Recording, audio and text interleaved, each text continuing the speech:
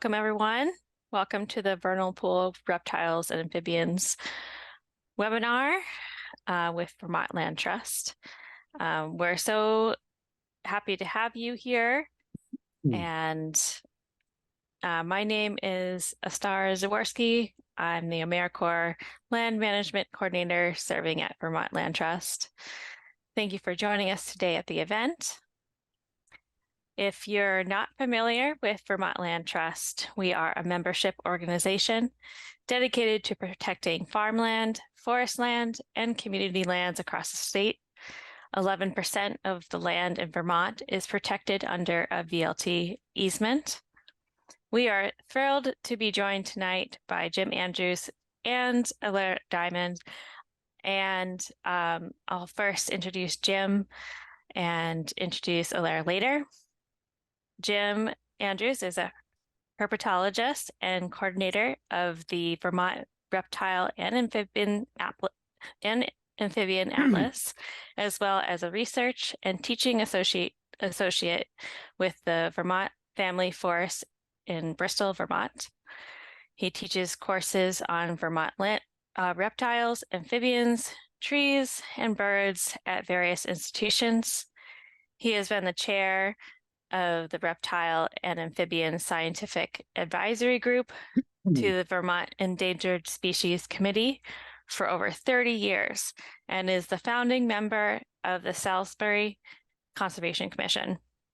He also runs herpetological research and education projects and provides independent consulting and herpetological surveys and works with the Vermont Agency of Transportation to help minimize the impacts of transportation infrastructure and traffic on wildlife. And plus so much more. Jim has done a lot in his lifetime. We're so grateful to have you, Jim. Thank you for joining us tonight. Great to be here. Yes, thank you, Jim. And if everyone wants to say hello to Jim, that'd be great. Before we get going, just a couple of quick reminders. The chat you can use to say, to connect with me if you have any issues with technology or anything like that. Also share where you're from. But for questions, you can put your questions in the Q&A feature down at the bottom of your screen. You may place them there during the presentation, but we will take the questions at the end of the presentations. If you'd like to have closed captions, please enable them yourself at the bottom of the Zoom screen. All right, and now I will turn it over to Jim. Great. So I want to talk about vernal pools as confined as in a more specific definition, but then I'm going to expand beyond that and talk about vernal pool-like habitat and the reptiles and amphibians that we see using those habitat types in Vermont. And why am I not? Okay. So the more strict definition of a vernal pool is that it is an isolated pool that fills in the spring. That's where the word vernal comes from. And that is usually dry by July or August, and definitely by September. And the advantage of that to the amphibians is that that means it would not have any fish that could be in there because it dries. And it will probably have fewer invertebrate insect predators and fewer newts, because the newts are big predators on the egg masses as well. And so it's a situation that's a risky one in that the pool could potentially dry up before the amphibians get out of it. But if the hydro period is long enough, if it holds water long enough, then there's some real advantages because of the lack of predators or very few predators.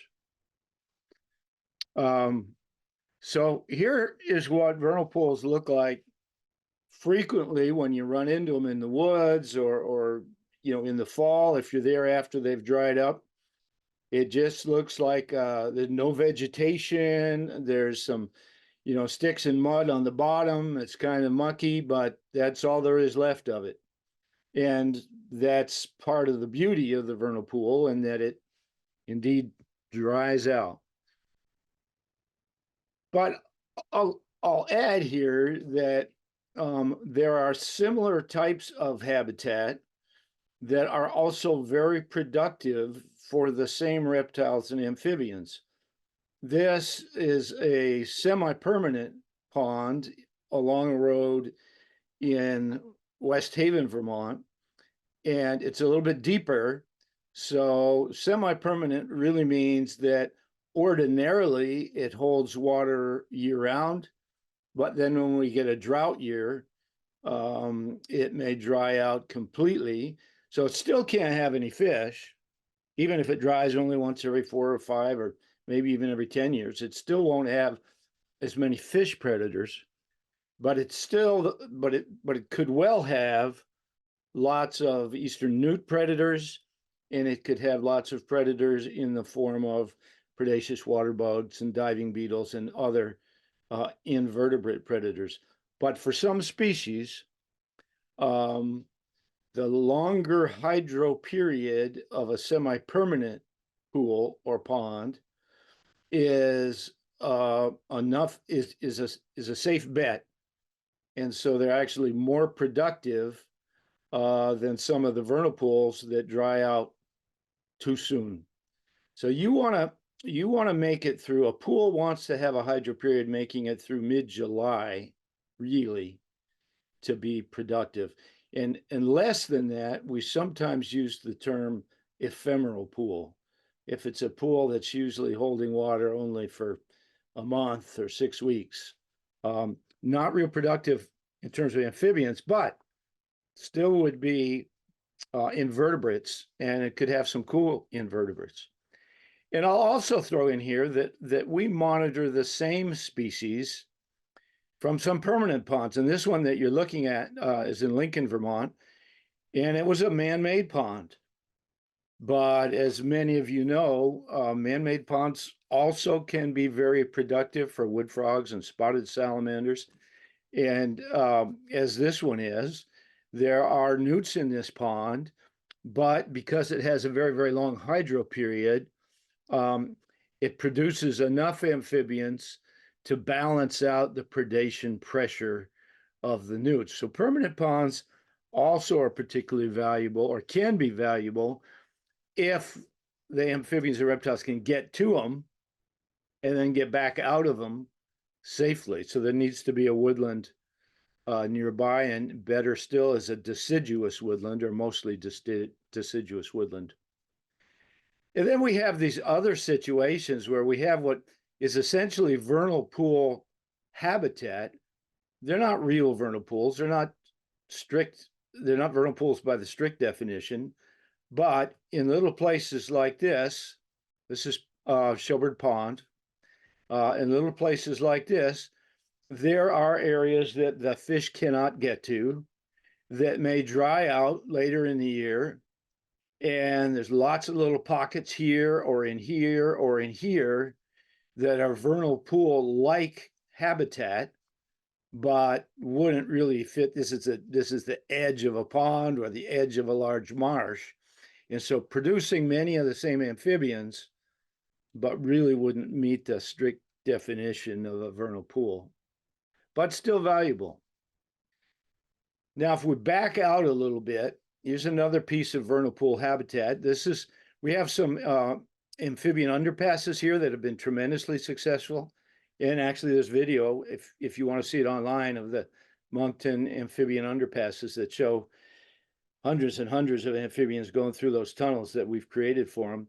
But this combination is showing us, this is just a USGS topo map, but we're seeing the upland in which amphibians can overwinter up here, where they'll get down. Some of them will actually get down below the frost line. Others will actually freeze right into the leaf litter. but in the spring move down, and this is a marsh. Again, it's not strict definition vernal pool, but along the edge here, there are hundreds of little pieces of vernal pool-like habitat that those same amphibians can use. So one of the species most sensitive to predation is the wood frog. And so it really appreciates the vernal pools or the vernal pool-like habitat that has very, very few predators.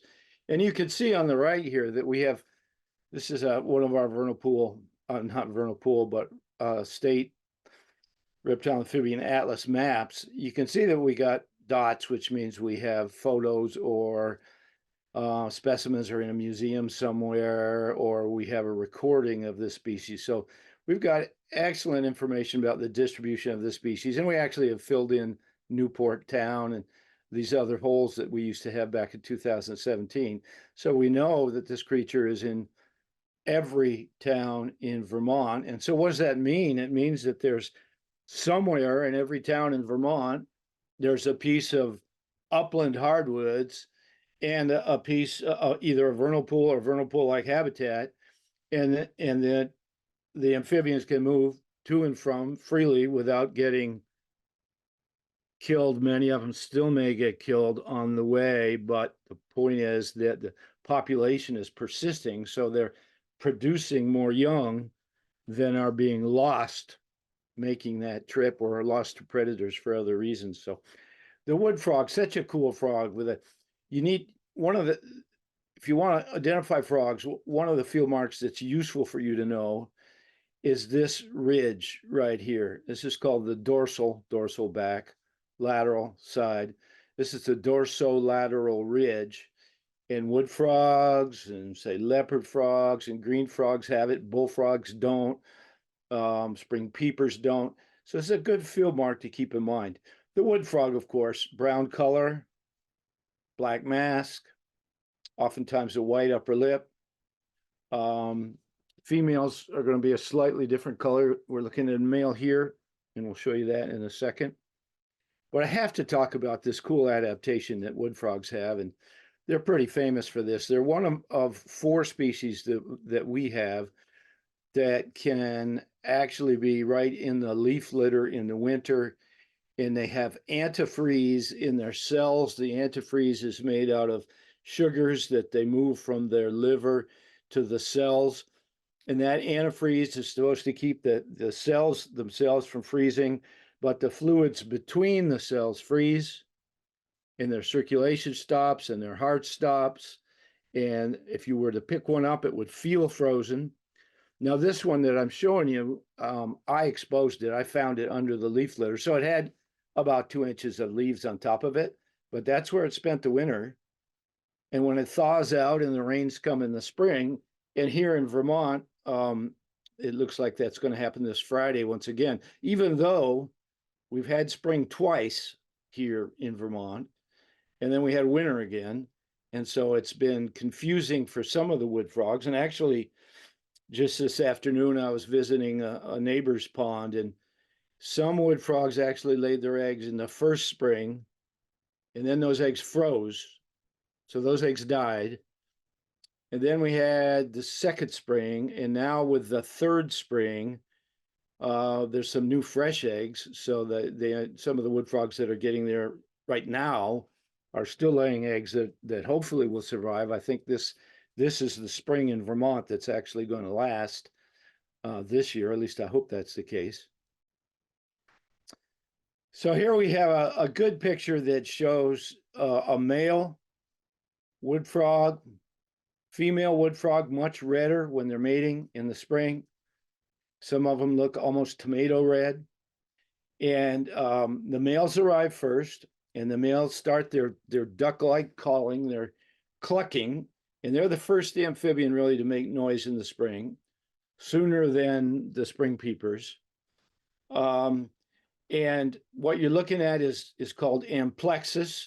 The males grab the females around the waist and hang right on in that position until the females start laying their eggs, at which point the males release the sperm right on top of the eggs as they're being laid, and the eggs get fertilized that way, with the sperm actually traveling a short distance through the water.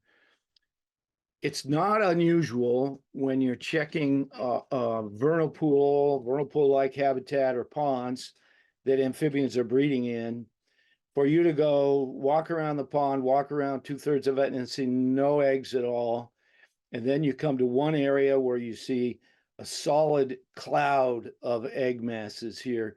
I mean, if I had to count this, you'd be going 1, 2, 3, 4, 5, 6, 7, 8. There's probably about 16 egg masses that we're looking at here. And you could have clouds of 200 or 250 egg masses. And so they'll congregate in a shallow area of the pool. And they can do that in part because the males are making noise. So that's where the party is. Everybody knows which part of the pond they need to go to. And they also like to have attachment sites. So they like vegetation, emergent vegetation in a shallow corner of the pond that is going to keep their eggs from settling on the bottom or from washing into deeper water. So what's kind of interesting, though, with wood frogs is they don't show a great deal of discretion about what they grab. What's kind of sad is if you're the first female wood frog at the party, you may be grabbed by 5 or 6 males, and in some cases you could be so overwhelmed with that the female actually gets killed.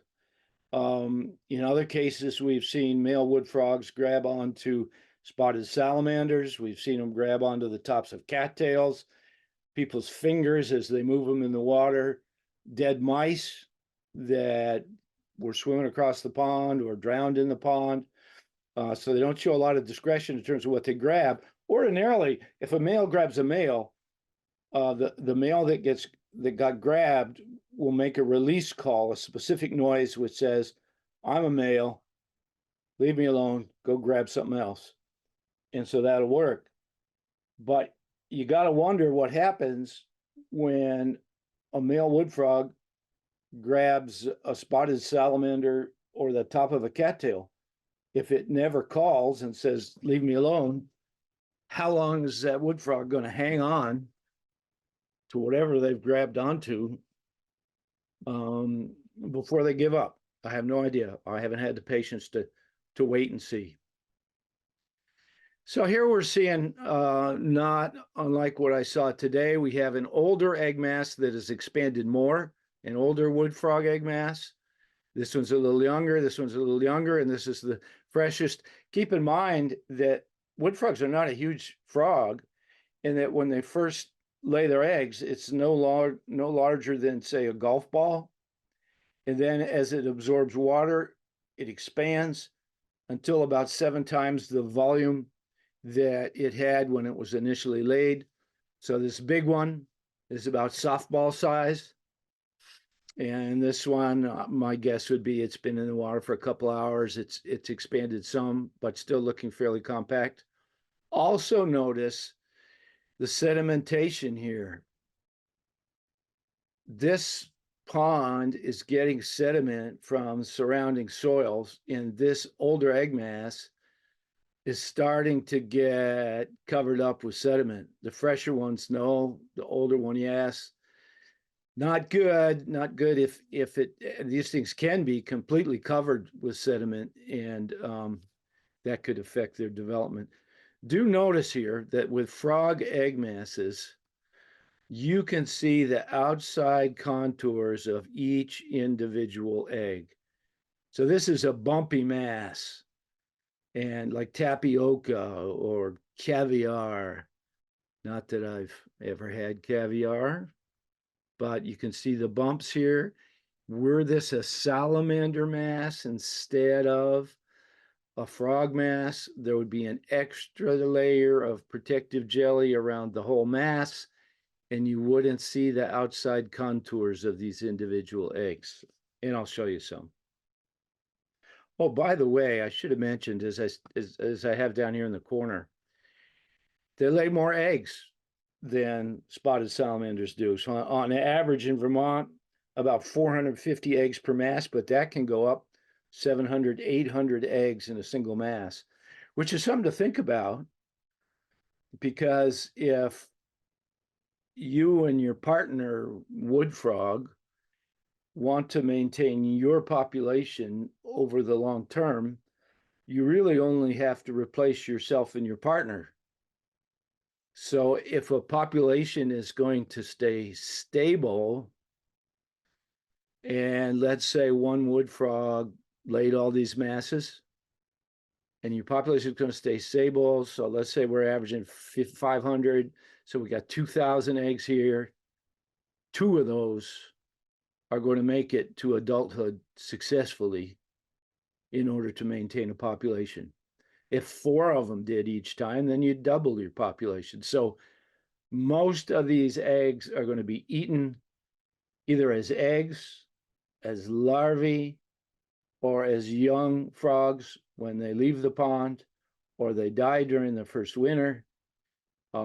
There are many critters out there feeding on frogs. Here's a nice cloud of wood frog egg masses. Pretty typical, one corner, shallow corner of the pond, lots of emergent vegetation to hold the whole thing up. This is a great photo that one of my part-time assistants, Erin Talmadge, took with an underwater camera she had. And these are little wood frog tadpoles, which you will see in, if we get huge choruses, and let's say if we get movement this Thursday, a lot of continuing courses for the next few days after that, you'll see these guys in about 2 or 3 weeks. These little tadpoles, huge swarms of little black tadpoles. Now, if the hydro period is long enough, so at a minimum, make it through mid-June, let's say, holding water, then some little wood frogs are going to metamorphose. Really an amazing thing, metamorphosis, when you think about it. I mean, if you put it on human terms, and let's say that humans laid their eggs in a bathtub, and then all the little larval humans were swimming around in the bathtub, and then they lose their tails, they recycle all the material in their tails, their digestive system completely reorganizes, and they crawl out of the bathtub looking like a little baby human. I mean, those transformations are really an amazing thing. And I hope none of us take it for granted. That's really a miraculous transformation. But look how tiny this little tiny wood frog is. You know, half the size of this penny.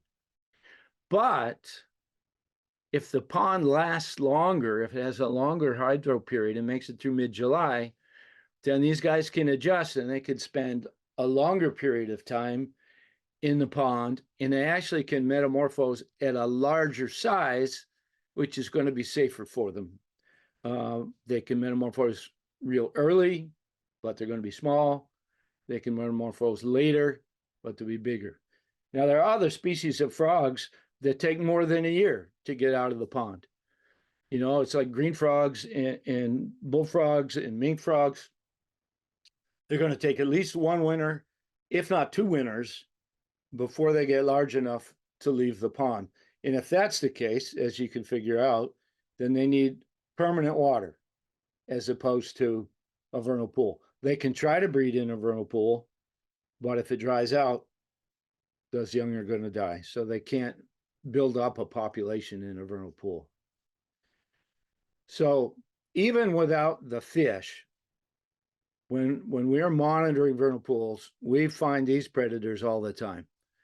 The diving beetle, predaceous diving beetle, Dytiscid, with that white margin. And these are big beetles, like 1.5 to 2 inches long. And these really kind of scary looking creatures, the predaceous water bugs. Now, being a bug, a real bug, that means they inject digestive fluids into the amphibian, and then that makes the insides of the frog or the salamander turn to a liquid, and they suck it out. I hear that it's possible for them to do that to your hand, to bite and actually inject some digestive fluids, but I've handled plenty of them. I've never had it happen, but I do handle them carefully. The predaceous water beetle, these guys just take little bites, little chunks. And sometimes I'll see that that's happened. I'll see salamanders that are just missing little chunks out of their tail. Water scorpion, another big predator. Dragonfly larvae, another big predator. Lots of invertebrate predators in the vernal pools. Now, as the hydro period grows in those pools, and we go from vernal to semi-permanent to permanent, then the newt population grows. And you get more and more of these newts down. That, once again, that's provided you have woodland habitat somewhere nearby that they can access and spend their terrestrial life in. But as an adult, the eastern newt is totally aquatic, and it will spend the rest of its life in those ponds as long as they don't dry out. It is pretty adaptable. If that pond dries out, they can leave for a period of time and then come back. But I think most of us have seen newts.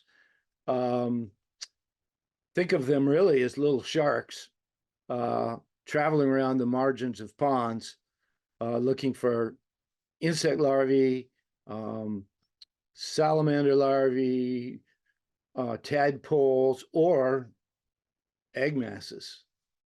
And here you see a whole crew of these eastern newts feeding on the wood frog mass here. And they can pretty well rip into this and almost eliminate. Well, if that was the only mass in the pond, they could eliminate that. There wouldn't be any embryos left, but that's not the way wood frogs play it. And so ordinarily there would be a cloud of 100, 150, 200 egg masses. And it's enough to feed the newts and also allow them to get some recruitment, allow them to the wood frogs to generate some young. So those adult newts that I just saw you lay single eggs. They don't lay egg masses. And you'd really have to look very, very carefully to see their eggs at all. And they don't lay them until ordinarily the water warms up quite a bit. So summer, when you start to see the individual newt eggs. And the newts go through a larval stage as well. And after at the September or so, late August into September, they metamorphose, they lose their external gills. They don't look like tadpoles when they're larvae. They look like little miniature salamanders that have these feathery external gills that they breathe through. And then they become terrestrial. And I think most people recognize this particular stage, the terrestrial stage of the eastern newt. And they spend anywhere from 2 to maybe 7 years wandering around in the woods. And they really have co-evolved with beaver ponds. And if you think about what usually happens to beaver ponds, beaver will move into an area, they'll create the dam, so you get a good pond there. And then over the years, they'll feed on most of the good food, the shrubs, trees around that pond. And then when the food starts getting a little thin for them and their family, they'll abandon the beaver pond and move upstream or downstream or move over the hill. And so these guys are adapted to that, because when the beaver move out and that dam is no longer maintained, it will eventually wash out in a spring flood, and that population of adult newts is gone. So the population is going to survive because of these little scouts, these little red Fs that are wandering around on land, and they will find the new pond wherever the beaver put it, up upstream, downstream, over the hill. Interestingly enough, in more developed states in the eastern US, like Rhode Island, these newts, which we can take for granted in a real rural state like Vermont, are relatively hard to find. And that's because of the way they protected land. They protected little islands of land that were not interconnected. And so if the beaver, who can move a reasonably far distance, move, say, a few miles to build their new pond, can these little eastern newts make the same voyage and find the new pond? Often not. They can't get across the highway, they can't get across the developed area, et cetera, et cetera. So I talked to one of my colleagues in Rhode Island, and this was many years ago, and he said, at the rate that we are developing land in Rhode Island, all non-conserved land will be developed in 10 years. That's really a scary thought. All non-conserved land will be developed in 10 years. Now, this was more than 10 years ago, so I'm assuming that a lot of non-conserved land since has been developed, and that's why we need the Vermont Land Trust and others. So here's kind of the sexy megafauna of vernal pools, the spotted salamander. This is the one that people seem to get most excited about seeing, and it really is cool. I mean, it's big, 7 or 8 inches long. It's easy to pick up. They're not all that fast. Big, wide, round head.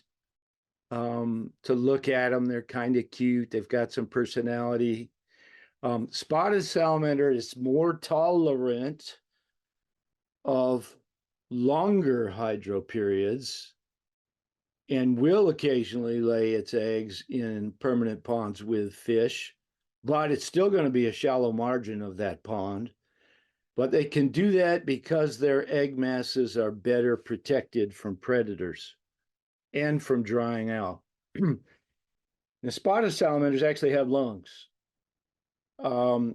We have many salamanders that do not have lungs, and they have to take in all the oxygen that they need through their skin or through the lining of their mouth. But spotted salamanders have lungs, and so these guys that you're looking at here have been below ground. They're called mole salamanders because they're often in small mammal tunnels. They've been down below the frost line, so a few feet, and sometimes they pop out in people's cellars. That's not at all unusual. That when they're trying to get down deep, they end up coming up some sort of a drainage pipe, or end up in the sump drainage, or maybe there's some hole in your old stone cellar, and they drop into your cellar for the winter. As long as they stay moist, they'll be okay there. They might need a little help getting out in the spring. But anyhow, they come to the surface rainy nights in the spring. They migrate, and this year, sadly, we had some migrate over the snow. We've had a number of reports of salamanders that tried to get over the snow in that last snowstorm. But they might have survived that if it didn't get cold enough for them to freeze. If they got back under cover somewhere so that they would not freeze. If they had the heat from the ground, because the ground didn't, in most places, didn't freeze, didn't refreeze. So anyhow, they moved to the breeding ponds. They form these breeding congresses, which are really cool. You go out with a flashlight at night, walk around the edge of a vernal pool, you might see a group of breeding spotted salamanders or some of the other salamanders that are in there. And this guy's coming to the surface to get some oxygen and then go back down to the party.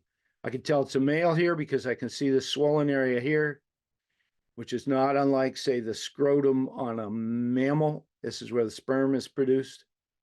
And so I could tell this guy's a male. And what they're trying to do is impress the females down here. And if they think they have been successful, they're going to try to lead a female away from this group, away from the party, deposit their spermatophore, which is a little mass of sperm on a leaf on the bottom of the pond. and lead the female to it, and hopefully she will squat on it, pick up his sperm, and use his sperm to fertilize her eggs. So up here in the upper left, we see spermatophores. And even throughout during the day, you could see these little white capped gelatinous pyramids. This is where the party was. This is all these males deposited their sperm on the bottom, hoping that the female that they led there would pick it up. There is other activity that goes on, like one less dominant male may put his sperm on top of the sperm for the more dominant male, and hopefully the female that was following the dominant male will end up picking up his sperm instead. If you look carefully, you may see this, and you might not see. If you're out in the day, you probably won't see the salamanders because they're hiding under those leaves. But that shows you that they're in that pond. And if these are looking fresh, they haven't left that pond yet. Here's an individual spermatophore. Now here's a female that has picked up a spermatophore. She's grabbing on to something to hold her eggs off the bottom, and she's depositing her eggs here in this picture. This is a great photo taken by Kylie Briggs, who's another associate of ours. So here's one of the amazing things about these spotted salamander egg masses. These are firm enough so that you could take an egg mass out of the water. It will keep its shape in your hand. It will stand up in your hand. Now, these are described as being roughly kidney shaped. That's pretty darn rough. I mean, this is actually 3 masses combined. On average, far fewer eggs than the wood frogs. On average, about 66 eggs per mass, though you can have some really big masses out there. But look at this really nice, thick, protective layer of jelly around the outside edge, which, if that pond dries up maybe just for a week, but then the rains come after that week, these eggs will be fine. They're not going to dehydrate. And if the newts make a raid, then these are much better protected than the wood frog eggs. But the wood frogs lay more eggs in order to manage that amount of predation, which they're sure they're going to have. Notice here all the different egg masses. These are all spotted salamander egg masses. Some of them are a little opaque. This is really fresh. So I'll take a second here. One of these is a frog egg mass, and one of these is a spotted salamander egg mass. One of these is protected with a thick outer layer of jelly. One of these, you can see the outside contours of the individual eggs. One of these has more eggs than the other. Okay, this one's the spotted salamander egg mass. This one's the wood frog egg mass. Starting to develop, you can see the larval salamanders developing inside each of these individual eggs.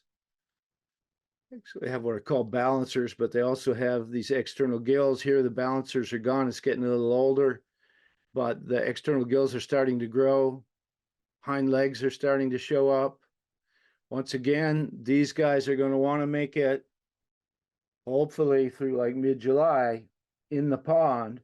So we're hoping that the hydro period is long enough so that the pool won't dry out before these larvae escape and metamorphose, lose those external gills, and go on land. This is a spotted salamander, and sometimes the spotteds will actually start getting their spots before they leave the pools. Sometimes they'll leave the pools and they won't get spots for another week or two after they've left. So sometimes it can be difficult to tell what kind of salamander you're looking at when you're just looking at the larvae. So mid-June through September, these guys are leaving the pools. This one has apparently lost its external gills. It's not really showing much yet for spotting. Notice that the standard for all amphibians is 5 toes in the rear and 4 toes in the front. And there are a few that are exceptions, like mud puppies and 4-toed salamanders, which only have 4 toes in the back.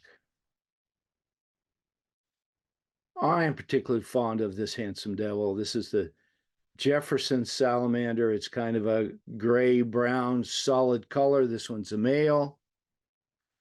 A wide head, but not quite as wide as the spotted salamanders. No spots, usually lighter on the tip of the tail and a pretty flat tail. And I could tell again that this is a male. And the fact that it's a male strongly suggests that it is a pure Jefferson salamander. Why do I say that? Why do I make that point? Because Jefferson salamanders and blue spotted salamanders and some other salamanders hybridized thousands of years ago and produced these hybrid females, which are between a Jeff and between a blue spotted. And these hybrid females can breed with either the male Jeffs or they can breed with the male blue spotteds. And so these females hang out with either the Jeffs or they hang out with and breed with the blue spotteds. If they hang out with and breed with the blue spotteds, they use blue spotted habitat and they look mostly like blue spotteds. If they hang out with and breed with the Jeffs, they use Jeff habitat and they look mostly like Jefferson salamanders, but they're hybrids. And unless we can see that it's a male, then we're not sure what the mixture of genes that they're carrying really is. But this one being male, it tells us it's got a 99.9% chance of being a pure Jeff. Now, Jefferson salamanders are far less widespread than spotteds and wood frogs, and they seem to be quite sensitive to acid rain. And we're still getting acid rain, even though we don't hear about it much these days, but we still do get acid rain. And so these guys being that sensitive to pH, to acidity, they need to lay their eggs in ponds that are in well-buffered soils or sitting on top of well-buffered bedrock, so the pH stays pretty neutral. And so if you were to map bedrock types or soil buffering capacity, you'd see all the limestone calcium carbonate that runs through the Champlain Valley, and these guys are laying their eggs and developing their young in pools that's sitting in that sort of a habitat. But there's scattered locations of good buffering capacity of other types of rock, but they all need to have good buffering capacity. This particular map, I'm showing what we're calling, excuse me, the Jefferson salamander group, which means the Jeffs in the Jeff habitat and the females that are hanging out with them. The female hybrids, which we may not be able to recognize for sure in terms of their species, but we can put them in a group. We'll put them in the Jeff salamander group. So they really like, as opposed to blue spotteds, they really like these ridgetop pools that are sitting right in the rock in the saddle of some hill. Excuse me. Surrounded by, well, ideally, we're talking about like sugar maple in the surroundings, but there could be mixtures of ash and oak mixed in. Good buffering capacity, usually not high elevation. So they have specific types of vernal pools or semi-permanent pools that they like to use. Unlike the spotted salamander egg masses, these egg masses, were you to pick them up in your hand, they flatten out. They're runny. It's like the jello hasn't completely set. And they also have fewer eggs in each mass. And this is going to be a little tricky for you to see, but if you look at the embryo here, the black circle being the embryo, then you look at the first membrane of the egg outside of the embryo, this membrane is very, very close. It is not very far away. If you took the diameter of this embryo, this membrane is not as far away as the width of the embryo. So it is less than this distance to that membrane, which is the case with the Jefferson, the blue spotted eggs.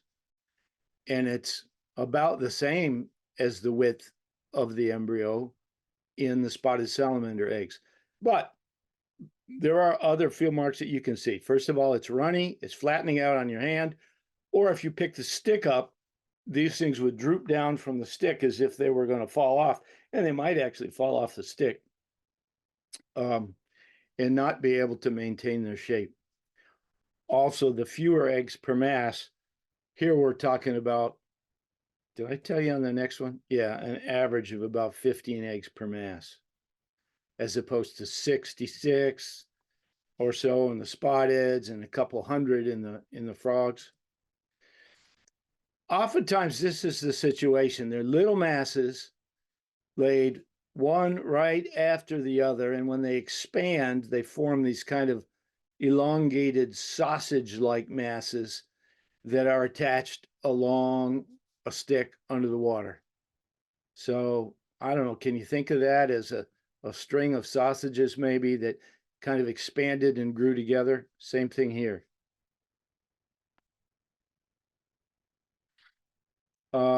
We can notice again that this distance in this one, this distance is very small, nowhere near the width of that embryo. It's drooping from the stick. 1, 2, 3, 4, 5, 6, 7, 8, 9, 10. This one has about 20 or so eggs in it, which is typical for Jeff's. Here's a nice comparison of a nice, firm, medium-sized spotted salamander egg mass and a little runny Jeff egg mass.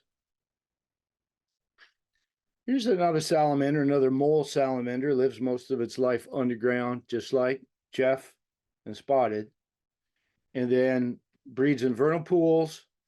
But for this one, really, we find most of them in the vernal pool-like habitat that's in forested swamps or along the edges of big marshes. All those little pools around the edges of marshes. It seems to really thrive in that kind of habitat, though it does also use vernal pools. Blue spotted, black with blue spots, a rounded snout, and it's not a very long snout. It's short between the eye and the tip of the snout, quite rounded.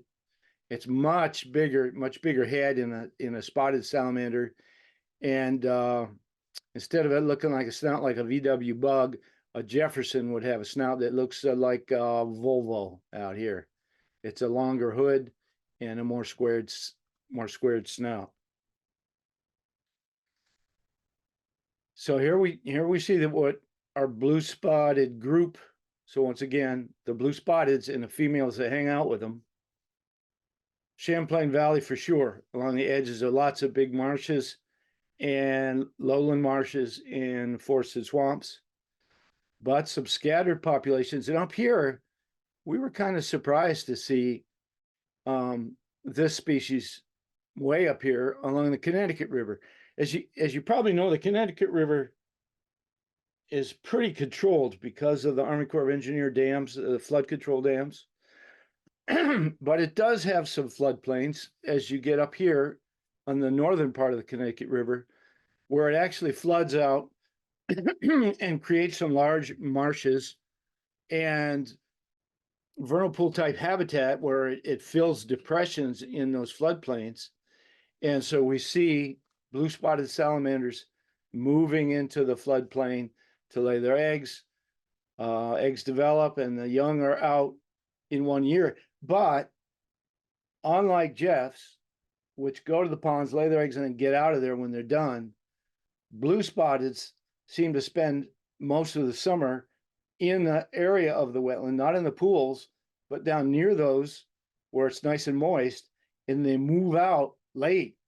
And so I see a fair amount of blue spotted migration in October and November on warm, rainy nights at that time of year. Excuse me again.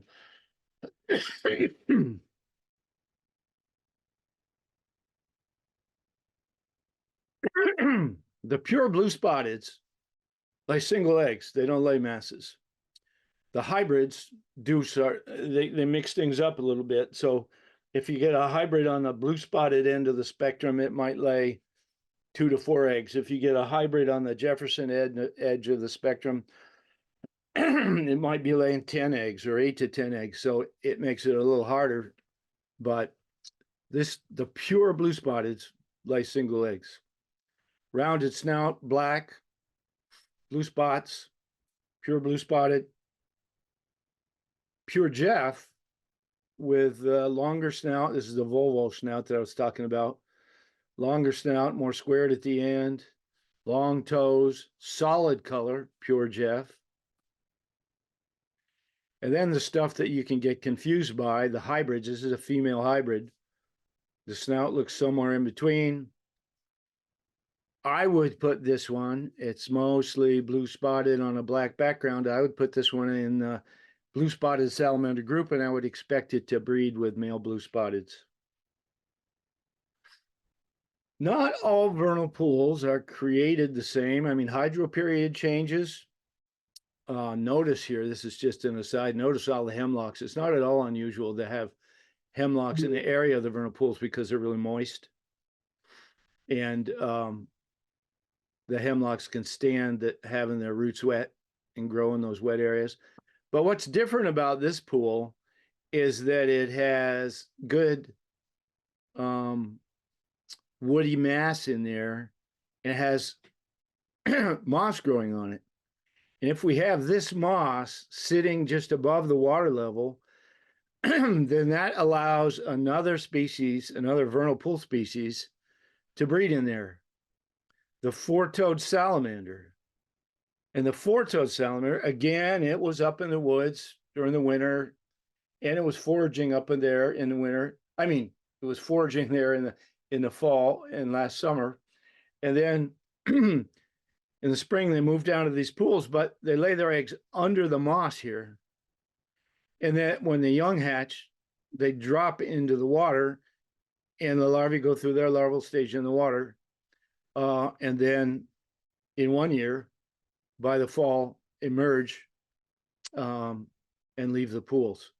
This is another species that doesn't come back up from the vernal pool immediately after breeding. They may hang out around the margins of the vernal pool and not come up again until the fall.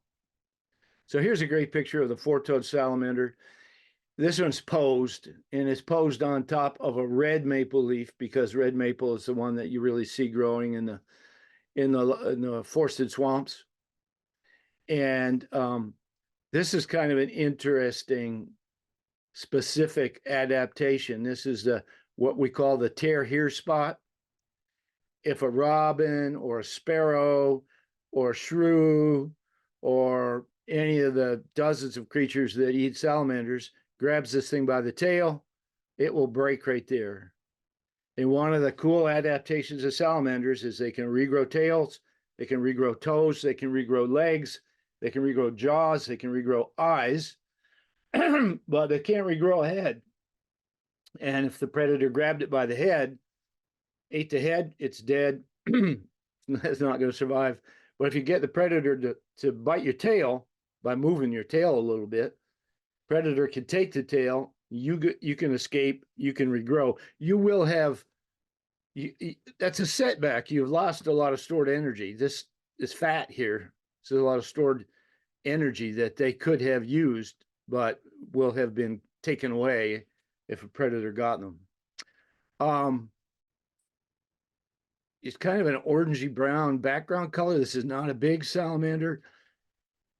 It is about the size of a redback salamander, about 4 inches long and very thin.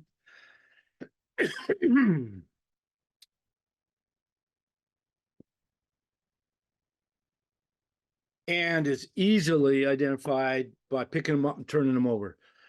They're nowhere near as fast as some of the other salamanders. They're kind of slow, so they're easy to pick up gently and turn them over. And if you see this bright white underside with black spots, then you are looking at a four-toed salamander. We've got a lot to learn about the distribution of four-toads. Look at this. We don't know of all that many breeding spots. I think many people just confuse this salamander, or so small they don't see it, or they confuse it with a redback. But we would love to get more records on distribution of this particular species. Notice over here, I haven't really talked about this rank stuff at all. State ranks go from 1 to 5. And this is a 2. 1 is the rarest. 5 is the most common within that state. So this is a relatively rare species. The state status, special concern. SGCN stands for Species of Greatest Conservation Need. All states are required, if they want federal money from U.S. Fish and Wildlife, to go through all their species and decide which ones should be high priority, medium priority, or low priority species of greatest conservation need. Medium and high get the federal dollars. Here's a female four-toed salamander sitting with her eggs. It's an amazing thing. A number of female four-toed salamanders will lay their eggs together, and one of the females stays with the eggs. I have no idea how that's worked out. Which female is going to stay with the eggs? Is the last one to arrive, or is it the first one that got there? I don't know. You can see potential breeding spots here. See the moss? Good breeding for four-toed salamanders. You could figure out where blue spotteds and four-toads are likely to cross if you see this kind of combination. Here is an upland, forested, deciduous upland where these species will enjoy spending the winter because they can get down in there on the rocks, buried talus slopes in there. Here's a road that they cross. This happens to be Salisbury. And here's a forested swamp. Now, this is a little hard to tell on this photo, USGS topo map, but this is an ideal crossing spot. Forested, that's green. Forested, this is green. This is ag, this is ag. And so they're going to try to want to come through this forested connection. So here's a good crossing area. And we spend a lot of time looking at maps and Google Earth trying to figure out where these species ought to be. This is a sad story. It is a vernal pool species. It's the boreal chorus frog. It was vernal pools in lowland, northwestern Champlain Valley that it bred in. And we have not seen this species or heard this species since 1999. It's a close relative of the spring peeper. We fear that it has been extirpated from the state. That's where it used to be.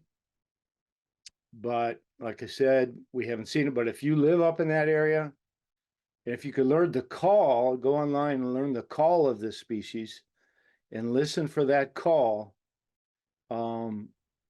maybe you could find a remaining population somewhere.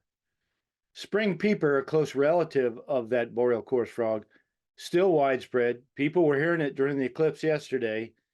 Loves to call from vernal pools, but they need vegetation. So this would not be your typical vernal pool in the woods. This is one that gets a lot of light and has grasses or sedges around the margins. Later on in the year, toads may move in and lay their eggs in these vernal pools. They're not restricted to vernal pools. Sometimes you see them lay their eggs in mud puddles and in ponds. I got to tell you about this just because it's so cool. This is a dense bed of capillaries blood vessels. And when the frog gets thirsty, it can go sit in the water or sit in a wet spot and take in moisture right here through its skin and doesn't have to drink. Toad eggs are easy to recognize in that they're strings, long strings. Later in the year, there are some other species which use these pools. Garter snakes are one, fairly common, that feed on the amphibians that use the pools. But I want to point out a rare relative of the garter snake, which is the eastern ribbon snake. And here, we look at the head. We look at the red top of the head. We look at a vertical bar in front of the eye, reddish, black stripe, absolutely straight, and then a white lip. This is really a very, very dark green. It does not have a straight line through here. It does not have the black line through there. It has a yellowish lip, has a bigger head. If you see that shiny white jaw on the upper edge of the jaw, then you're looking at a fairly rare snake, and we would love it if you could get a picture out of it. These guys eat amphibian larvae, so vernal pools. Garter snake over here, the fat guy with a shorter tail. Ribbon snake here, really long tail, really long thin tail, white lip. Here's our distribution of ribbon. Very few known populations, and these have disappeared. Here's our distribution of garter snake. Spotted turtle, endangered species. We only know of three places in Vermont where we can find it. And they do use vernal pools, and they feed on eggs. So if you're messing around in vernal pool or vernal pool-like habitat, and you found this species, we'd be very excited to learn about the location. But don't put the location online. Don't go public with it, because it's illegally collected and sold. So even when we map it, we don't show the towns, we just show the counties. Of course, there's other predators that visit these pools. I see the barred owls all the time when we're out in Vermont, and amphibians are crossing roads, and that's a buffet for them. If we weren't there, they would be enjoying picking off the amphibians crossing the roads. Hawks often feed on reptiles and amphibians. Wood ducks. There's other creatures too, which are using these vernal pools, cool creatures like fairy shrimp, or here with these little miniature clams, fingernail clams, little tiny colonial bryozoans, which is really kind of a freshwater coral. Bear. That bear liked crossing back and forth on that log and pawing around in here, seeing if there was anything to eat. Moose. We caught this guy visiting this vernal pool. We lose, now the latest figures I have, and these are a little outdated, but about 200 acres of small wetlands each year, still being either filled in or dredged.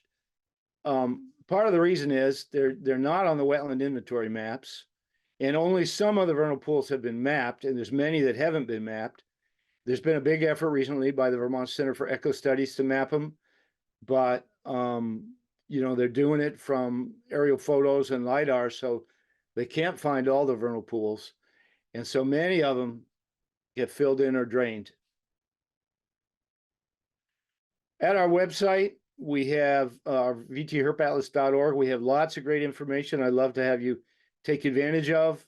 Lots of information, some of the same information I just gave you. And keep in mind, one species, us, has claimed all the land. And so if these other species are going to survive, it's because we're going to allow them to survive. We're going to meet their needs. We're going to conserve land that they need to survive. And that may be on your property, it may be on state property, maybe on federal property, or maybe the land trust is picking it up for us. So that's all I have to show you. I ran a little bit over time, but I think Alaire still is going to have plenty of time to talk about what she wants to talk about. And then we'll have some questions. Thank you so much, Jim. Mm-hmm. Thank you for that wonderful presentation. I know we all learned so much. And everyone, before we take questions, I'm going to turn over a presentation over to Alaire Diamond, and the wonderful Alaire Diamond from VLT. I'm just going to have a short talk on her work with vernal pools. Alaire, you can start sharing your screen and I'll introduce you.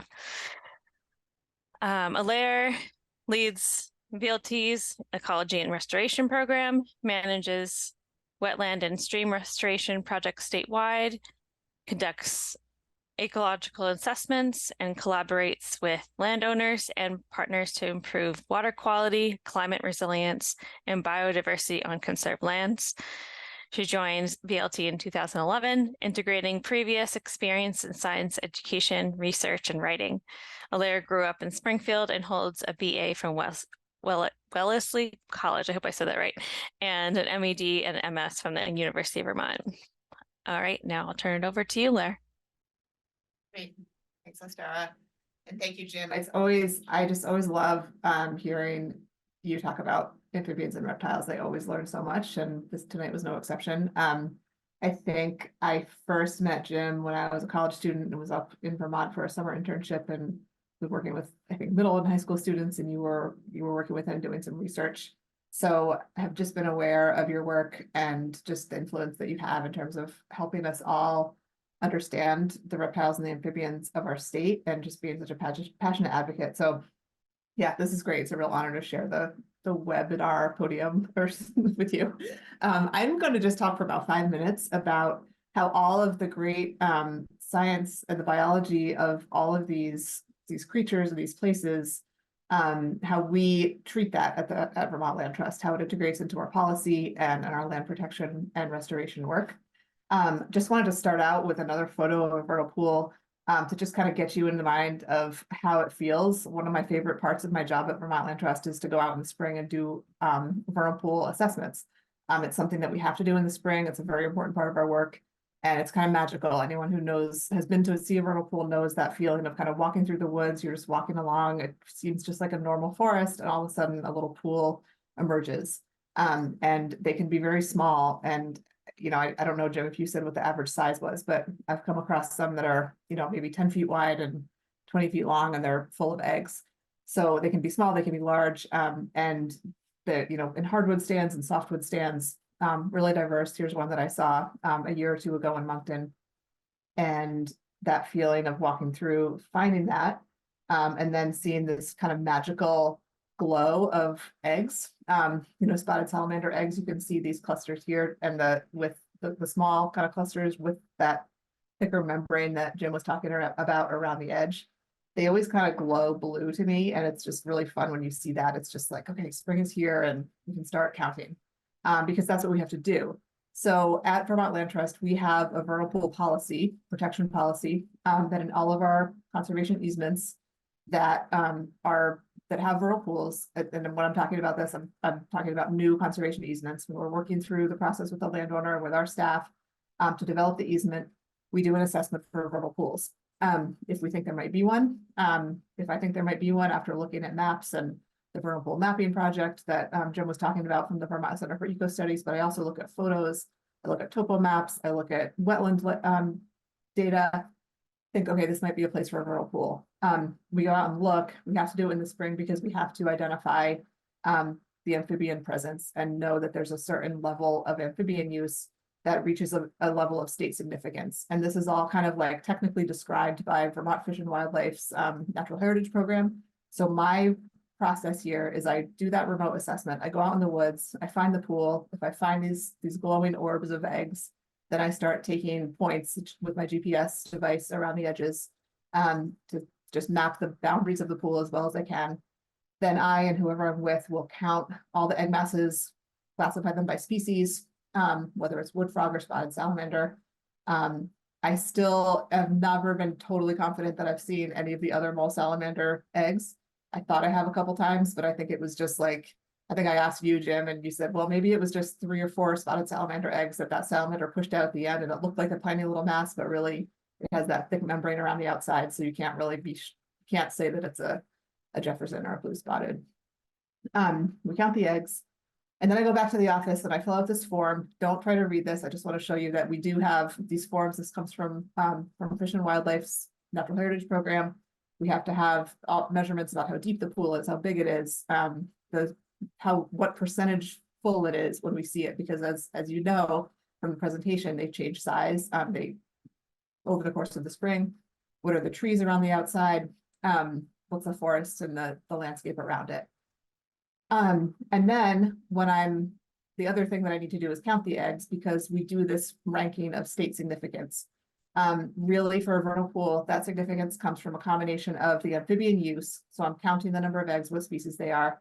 You see that for a pool to be ranked A for amphibian use, it has to have 20 or more mole salamander eggs. So whether spotted, blue spotted, or Jefferson salamanders, have to have, can have wood frogs. They might have the western chorus frog. I've never found that.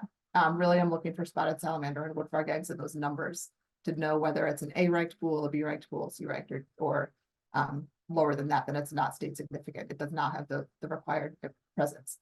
We also look for how disturbed or undisturbed the area around it is and the size of the pool. Then once we determine that it's state significant, again, do not try to read this, but I just want to show you, this is all legal language that is in one of our conservation easements that has a couple pools on the land. We have something called a vernal pool ecological protection zone, which essentially creates a 600-foot buffer around the pool. That buffer is divided into two sections. There's an initial 100-foot section that's kind of a no-touch area where there's really not supposed to be any kind of disturbance, no trees cut, no changing of the canopy to change how fast the pool might dry, no new roads, just not a lot of intensive management. And then the 500 feet beyond is more of a light touch, kind of typical managed forest, can support amphibians who are beyond that. And you might ask, well, why 600 feet? Why 100 and 500, adding up to 600? And what I love about this is that this is our policy and it's based on science. And so this is a map of another piece of conserved land that has a bunch of vernal pools on it. It's a hotspot for vernal pools. What you can see, these pale blue circles are the pool with the 100-foot buffer around it, the no-touch area, and then this larger kind of yellowish area beyond that is that 100 to 500-foot secondary zone. There's also a pool over here that happens to go, there's a power line that goes right through the middle of the property, and the pool is partially on the power line. Just like Jim said, it doesn't have to be a pristine location. This was a super productive pool, I think, because it got a lot of really early sun in the spring. So this is what that policy looks like on our maps. We find a state significant pool, we buffer it by that 600 feet, and then this is what our easement map looks like, showing where that pool is and what those protection zones are. So I was saying, just my last slide here is just to explain a little bit about why we have that 600 feet. It's based on science. It's based on very local science, which I think is just very cool. Steve Faccio, who is a biologist at the Vermont Center for Eco Studies, did some research in 2003, or he published it in 2003, where he actually tagged a bunch of spotted and Jefferson salamanders, followed them for, I think, a whole season or maybe even a full year, and just saw where they went. He found that they did, in fact, go into small mammal burrows. They went under tree roots that were kind of had those little nooks and crannies of tree roots. They stayed pretty close to the pools where they were hatched. And on average, there was a lot of variation, of course, but on average, they only moved about 600 feet from the pool where they hatched. And so he proposed in that paper that we consider that area, the 600 feet around a pool, to be a salamander life zone. And that is what our vertical protection policy is based on. So I'm pretty proud of that, that we can take science that's really targeted to our landscape and be able to translate into the policy that we use for conservation. I was not able to find out how many of our easements actually have vernal pools on them. We classify them in a couple different ways in our conservation database, but we have a lot. There's vernal pools all over Vermont, all over the conserved land portfolio, where Vermont Land Trust works with our landowner partners. And we're really proud of the way that we can help steward these and conserve them. So thanks so much. And thanks, Jim, for being such a resource and an inspiration for all of that work. And now I know there's a lot of questions that people have had over the course of the presentation, so I will stop talking and let Ostara do those. Thank you so much, Alaire. I'm so impressed with VLT's work that we do for vernal pools and land conservation as I've been serving here. So It's awesome to hear more about it. I'm going to open it up to questions for people. If you would like to put your questions into the Q&A down at the bottom of your screen, you may go ahead. I'll start reading those off.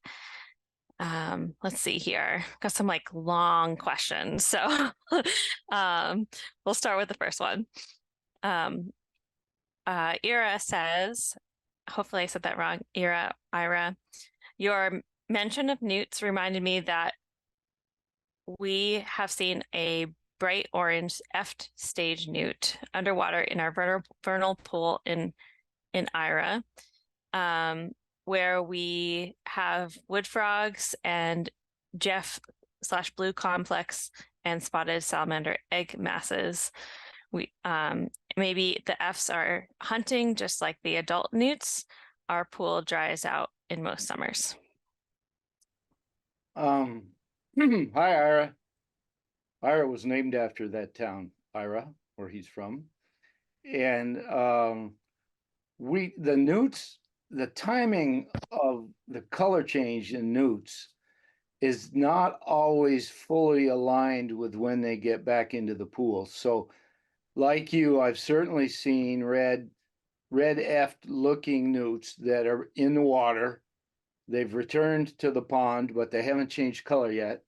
And you'll also see on land, you'll see red Fs that have already changed color and they're looking green and yellow spots and they look like adults, but they haven't made it back to the pond yet, or their pond dried up and they had to leave. So that timing is not real.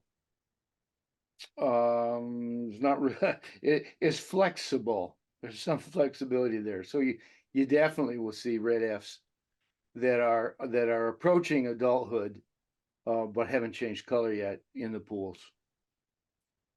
Nice. Thank you for that, Jim. Yep. And Ira.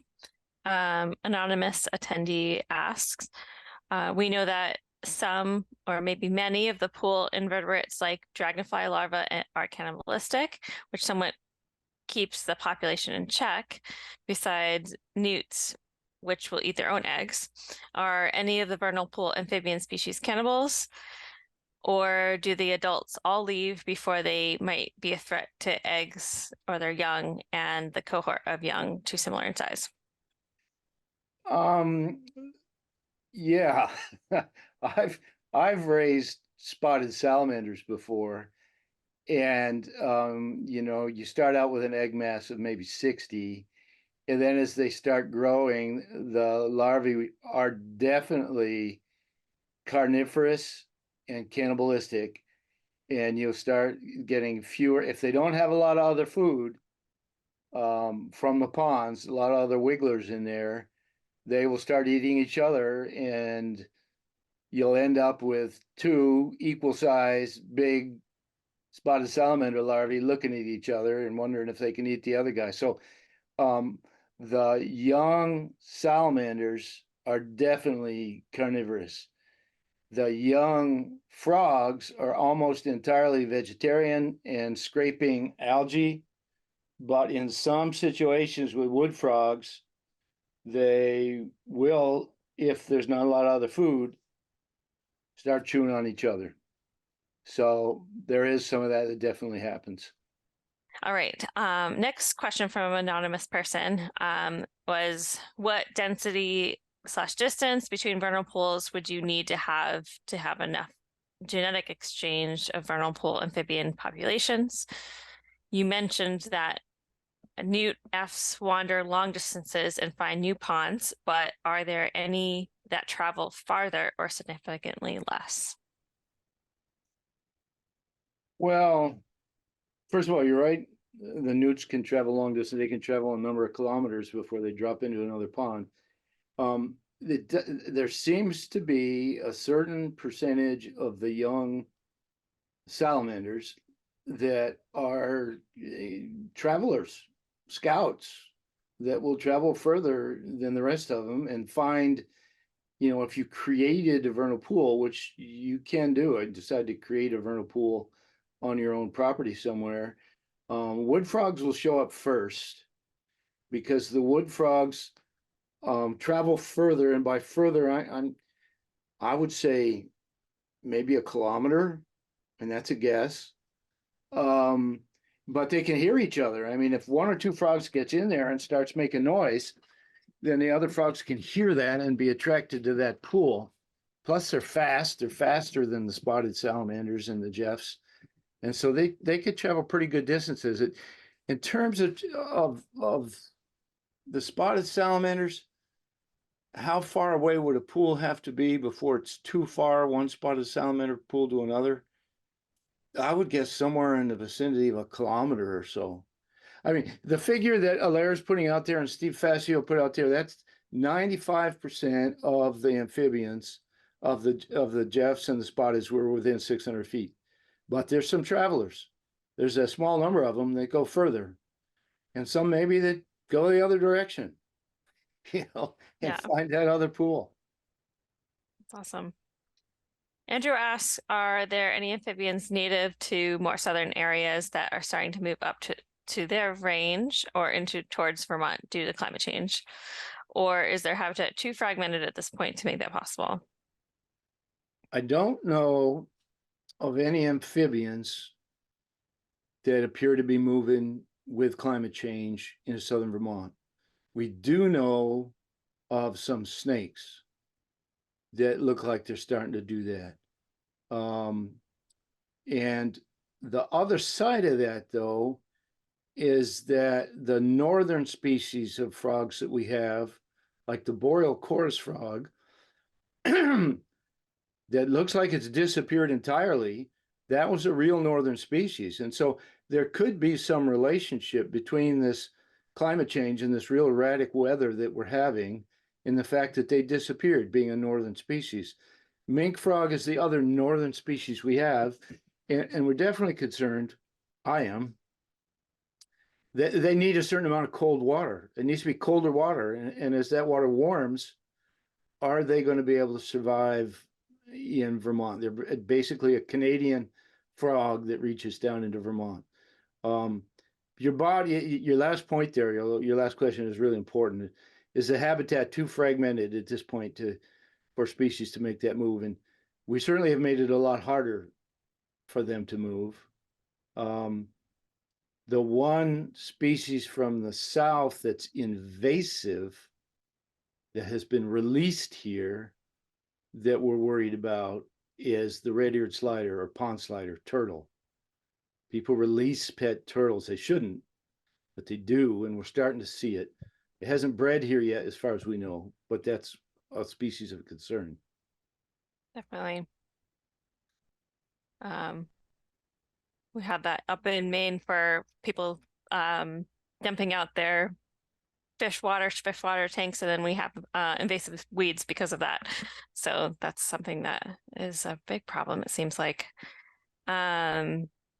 Another anonymous attendee asked, what is the protocol for handling egg masses safely? There's kind of a myth out there, and this is getting away from your question a little bit, that it's not safe to handle the adult amphibians because of the oils and that are on your hands, and that's just not true. Your hands are fine in handling adult amphibians unless you have some weird chemical on there. But one of the weird chemicals that we may have on our hands is mosquito repellent. Mm-hmm. And so you do have to be careful about that. But in terms of the masses, I mean, the safest thing to do would be to lift up the mass with the stick or the plant or whatever that it's on and bring the whole thing up out of the water a little bit so that it doesn't actually come off the stick or the stem that it's on, and then put the whole thing back in the water.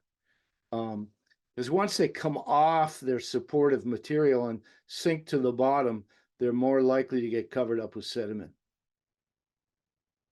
Thank you. Last question from Lori, and the rest of the questions that are on here, Jim and Alaire will help answer them afterwards, and we'll send them out to you, those answers. Lori is asking, the orange eastern newt is the is the land stage, if I understand correctly. However, I see very small orange ones, and I have seen an orange newt, very large too. Does the size indicate age? Yeah, sure. I mean, it could also indicate really good food. But in general, yeah, size indicates age, because when the young newts first come out, they're not even orange. They're kind of purple. They're dark, and they gradually build up that orange color over a few weeks. And then they start looking that beautiful bright orange color, which is advertising a certain level of toxicity to daytime predators like blue jays and others. And when I say toxicity, don't get scared. You can handle them, just don't eat them. And then as they get older, yeah, they definitely get bigger until they're almost full-size newts.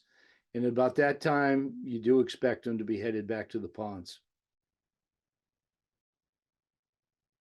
Okay, actually, I was just kidding. One more question, because it seems relevant. Emily asked, would this week be a good time to go look for migrating amphibians in the Champlain Valley, and what weather conditions are good for migration? Yeah, it looks like this is going to be a good week. I mean, right now I'm looking at Friday, and I'm looking at Friday when I look at local weather for the Champlain Valley.